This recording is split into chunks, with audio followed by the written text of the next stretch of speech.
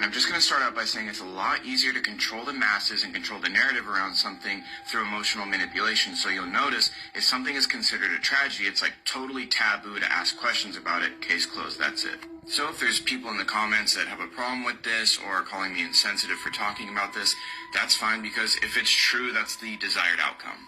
Anyways, this is the crew of the 1986 Challenger space shuttle mission. Infamously, on January 28, 1986, the space shuttle exploded right after takeoff. The disaster was broadcast on live television to 40 million viewers. Two men, Bob Eberling and Roger Boisjoli, worked tirelessly to warn NASA about an issue with the shuttle's O-rings, making calls and warning anyone that would listen going all the way back to October the prior year. They warned that if these O-rings were used on a launch on a day that was below 40 degrees Fahrenheit, that there would be a catastrophe. But of course, no one listened, which automatically kind of makes me think they wanted the catastrophe to happen. Roughly 80 seconds after the launch, the shuttle exploded and all 7 crew members lost their lives. This is Judy Resnick, an engineer and pilot aboard the Challenger mission.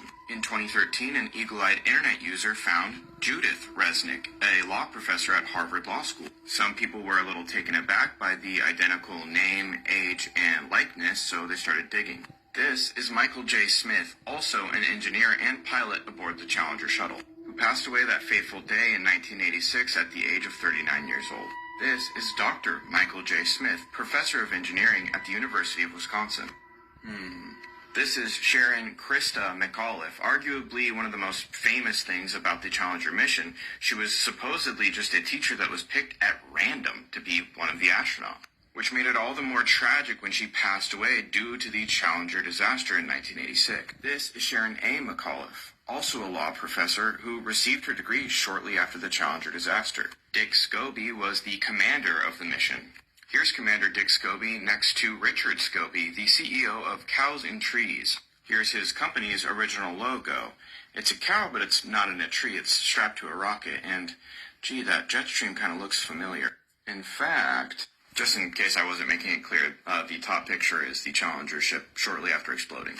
So, Astronauts Ronald McNair and Ellison Onizuka both passed away when the Challenger shuttle exploded. Miraculously, it was found out that they both had twin brothers, Carl McNair and Claude Onizuka. But ancestry searches were done for both Carl and Claude, and there was no birth records found. And the odds of 2 sets of identical twins in a crew of 7 are astronomical.